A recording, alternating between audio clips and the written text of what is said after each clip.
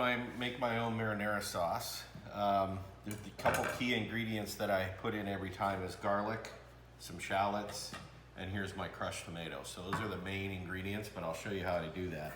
So I'm usually on a can this size that I'm gonna make, I usually don't take a whole shallot. This is a pretty good sized shallot. What I'll do is I'll cut it in half and save part of it for another time and just dice up this half.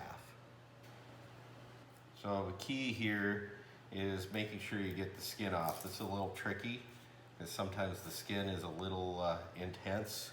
So you want to get that shallot skin off. And sometimes you just have to kind of cut it down the middle like that. And it peels off a little easier once you start peeling some of the layers of skin. And then once I get that off, then in order to cut it, you just dice it the long way, just like this. And then just simply hold it like this and cut it so it dices it nice.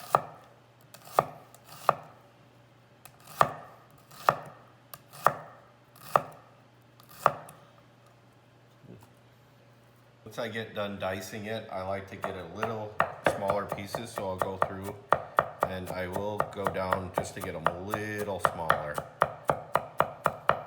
Just a couple. Gets them nice and small. But the shallots really make a difference in the sauce.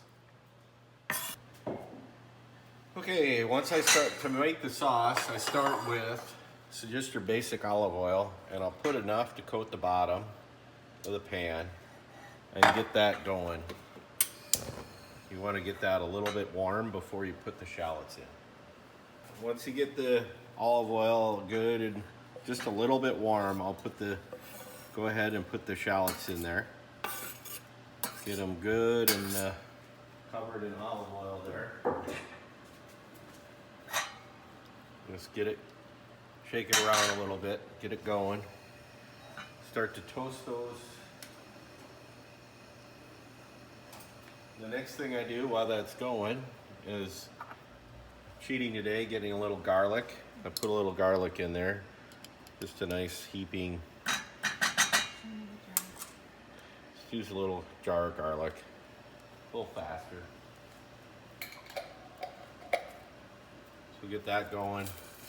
The purpose here is let the olive oil cook the shallots and the garlic. The other thing I'll do is I'll put a little salt and pepper in at this time. Just under medium heat. You don't want to get too hot.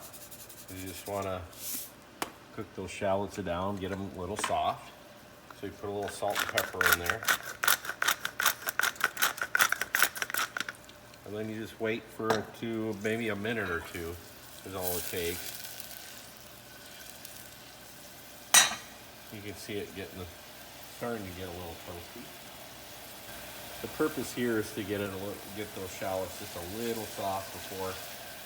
The next step I use, which is I put a little red wine in there. Don't have to do it. I like to put red wine. If you don't have a big red wine drinker, you don't need to.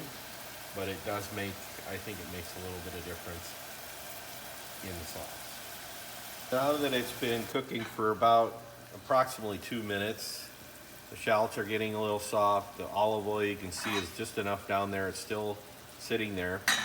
So all of that goodness is all infused. And the next step I do is I put a little red wine in there, just enough.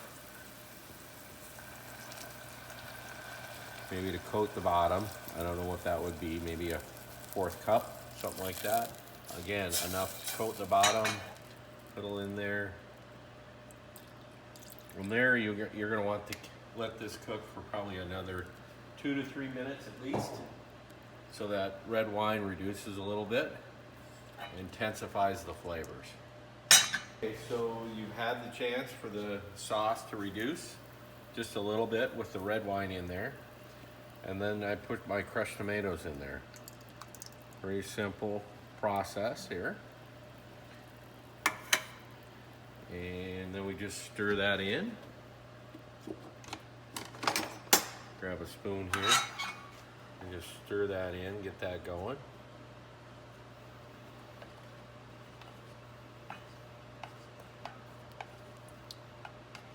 Now you can make this for any spaghetti or any kind of marinara. As you can see, it intensifies the colors and gives it such a good flavor.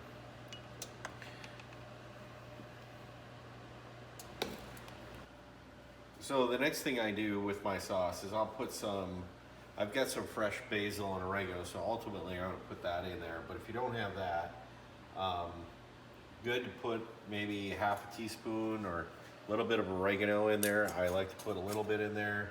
There also is some Italian seasonings with a grinder, so you can actually get this. This is actually one of the better things to do, just grind that and put it in. 2 spins of that is pretty good. I also have some additional spices that I get from Napa, and I put that in there. So those are some basic Italian seasonings. I wouldn't overdo it, just enough to give it a little bit more flavor, a little more salt and pepper, and just keep it warm. That's all you need to do.